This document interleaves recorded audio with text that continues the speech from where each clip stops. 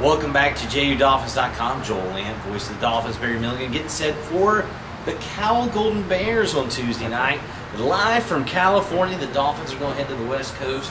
An exciting opportunity to play a nationally ranked team, but you got to bounce back from that Florida State game, and I don't think this team's going to have any problem putting that game behind them very quickly. Well, you would hope not. Again, a game in which against Florida State, the veteran players really looked like they had maybe a touch of stage fright. Maybe they weren't really prepared for the atmosphere for an ACC school. Certainly, we didn't match the energy of Florida State. I think a lot of people felt like, hey, JU only lost to Florida State by 2 a year ago in Jacksonville. Well, I think Florida State was thinking also, hey, we only beat them by 2 last year, and they really stepped their game up. And you have to give Leonard Hamilton and Florida State's kids credit for that. Yeah, Coach Hamilton talked about that after the game, saying that we watched the game in entirety. That's a game we controlled to the last 4 minutes. We let it get out of hand and let JU back in.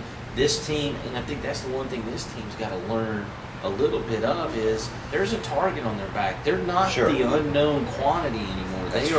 They are a defending league champion. People recognize that, hey, this is a team that's capable of beating you on any given night. Right, and Cal, unfortunately, is a similar kind of team. I don't think Cal is as long as Florida State was, and they'll be able to really give us so many problems in the passing lanes when we get to the wing areas and we're trying to do some things in the paint.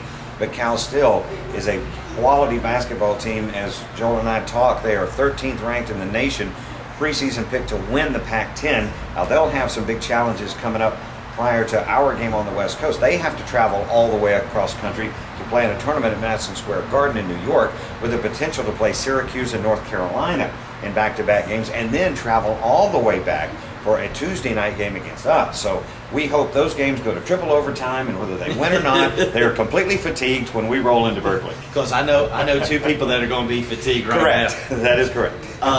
This is another opportunity that we talk about the schedule. This is a difficult opening 4-game set for the Dolphins. Florida State on the road, now Cal.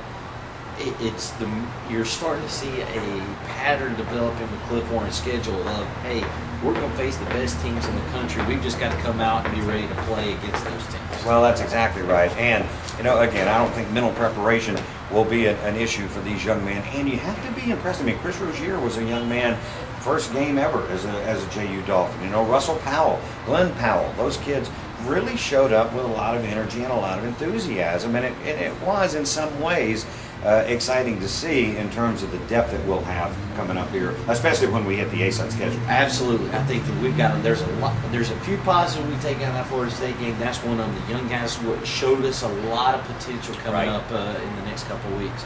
Barry Milligan, voice of the Dolphins, he'll be calling the action live from California.